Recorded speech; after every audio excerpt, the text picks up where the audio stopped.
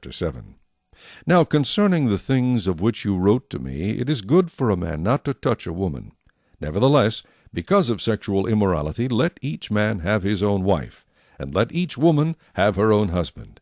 Let the husband render to his wife the affection due her, and likewise also the wife to her husband. The wife does not have authority over her own body, but the husband does, and likewise the husband does not have authority over his own body, but the wife does. Do not deprive one another except with consent for a time, that you may give yourselves to fasting and prayer, and come together again, so that Satan does not tempt you because of your lack of self-control.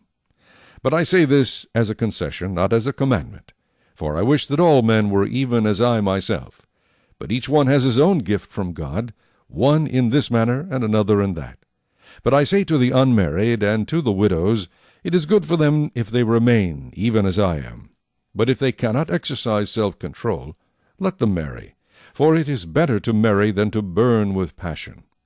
Now to the married I command, yet not I, but the Lord, a wife is not to depart from her husband.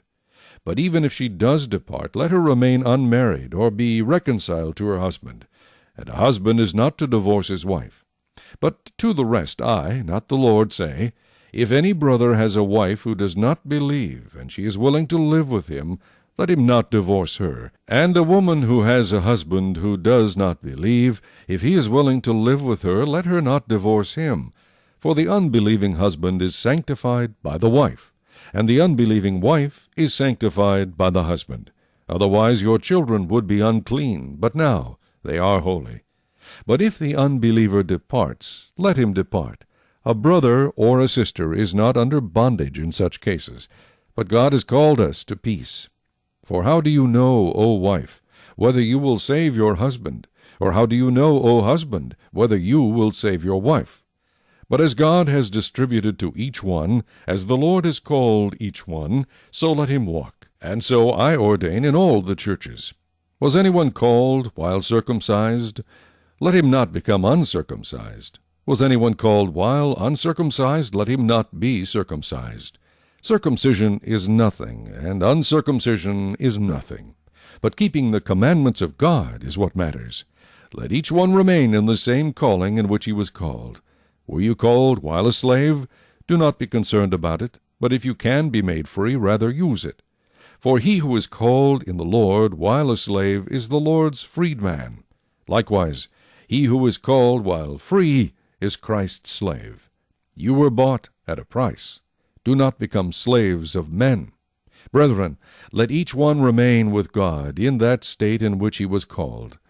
Now concerning virgins I have no commandment from the Lord, yet I give judgment as one whom the Lord in his mercy has made trustworthy.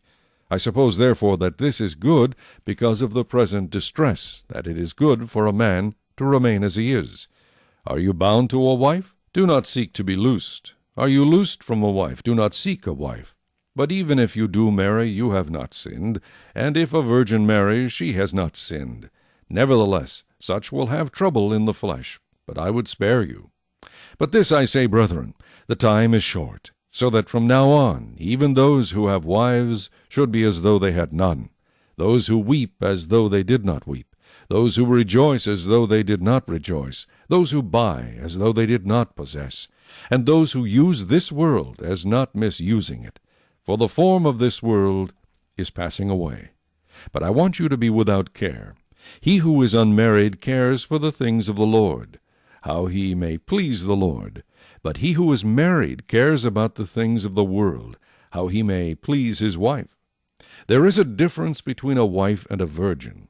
The unmarried woman cares about the things of the Lord, that she may be holy both in body and in spirit. But she who is married cares about the things of the world, how she may please her husband. And this I say for your own profit, not that I may put a leash on you, but for what is proper, and that you may serve the Lord without distraction. But if any man thinks he is behaving improperly toward his virgin, if she is past the flower of youth, and thus it must be, let him do what he wishes. He does not sin. Let them marry. Nevertheless, he who stands steadfast in his heart, having no necessity, but has power over his own will, and has so determined in his heart that he will keep his virgin, does well. So then he who gives her in marriage does well, but he who does not give her in marriage does better. A wife is bound by law as long as her husband lives, but if her husband dies, she is at liberty to be married to whom she wishes, only in the Lord. But she is happier if she remains as she is, according to my judgment, and I think I also have the Spirit of God.